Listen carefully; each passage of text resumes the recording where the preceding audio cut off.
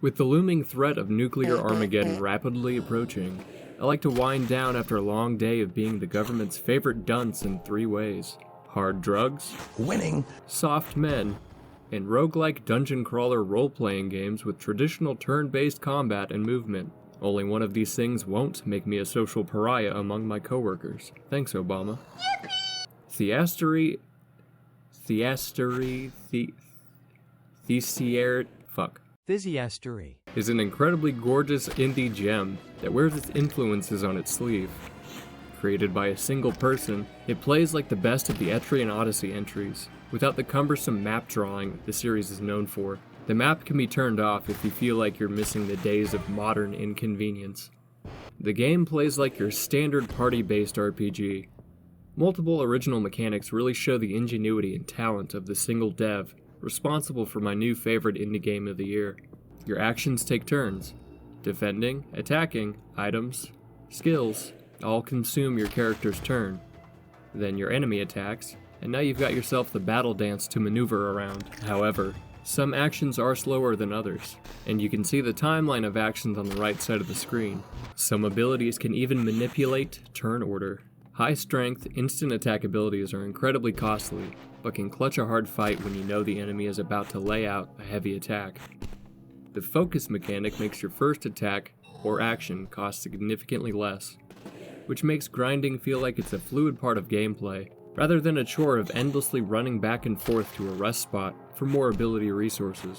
Your party becomes focused after being out of combat for a short time, or you can spend a turn in combat to refocus yourself, powering up your next attack and decreasing its cost.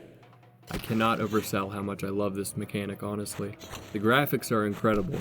The sprite work and the color palette shifts in the environment is one of the coolest aesthetics I've seen in recent memory. You can even disable or customize this if it doesn't suit your fancy. Every floor has its own theme, from twisted World War II trenches to beautiful, calming open-air temples, with enemies to match each vibe. My favorite has to be the snowy wasteland area.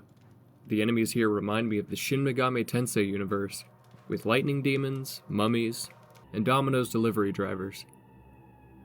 There's a handful of classes your party can be composed of: healers and physicians, barbarians and fighters, and more. Equipment doesn't meet your traditional RPG tropes, however. With items only having a value attached to them, you must read each piece of gear's description to determine if its effects are beneficial for your setup. Guns, however, are another unique mechanic to spice up your runs. Guns sit in your jewelry slot and can be composed of pistols, rifles, and shotguns. They all use the ammo resource, and this is fairly rare, so thoughtfully choosing when to take your shot is critical. Unfortunately, I found their usefulness is only seen early on, before you've unlocked your higher tiers of skills. I would love to be able to run a sharpshooter build in the future, if this becomes more fleshed out. Skills and skill trees need to be learned, either from your starting class's innate knowledge, or from your party members tutoring each other. You can also develop a skill, which gives you a random skill based on the cost and type you're developing from. This is a great way to flesh out your library, but I found that some are significantly better than others. You will have to experiment and find which one suits your playstyle. Skills need advancement points in order to learn. These are gained on level up, and from a few events that can be found in-game. Being as you only have a small amount of these, I find it hard to justify teaching my characters entirely new skill trees, rather than fleshing out the ones they come stock with. Starting skills are randomized. For example, you may get 2 barbarians in your party, yet they may have entirely different abilities, even though they both share the same class. Each character has 5 stats: strength for damage, dexterity for dodge and accuracy, vitality for health, intelligence for magical potency, and perception for crit chance and more accuracy. When you level up, you gain 1 point into these randomly, or you can spend an egregious amount of advancement points to manually put 2 points where you please.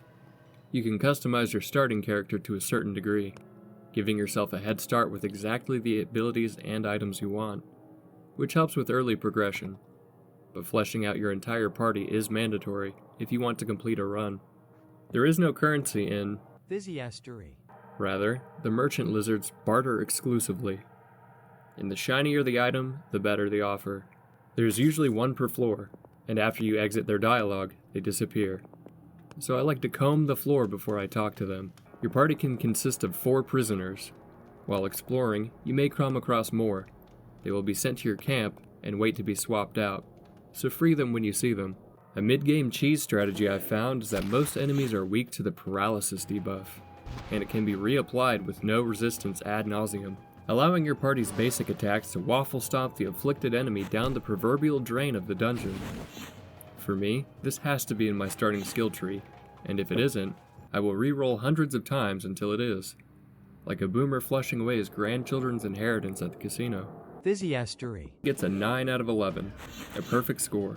With more content promised from the developer, this game will surely be getting much more playtime out of me.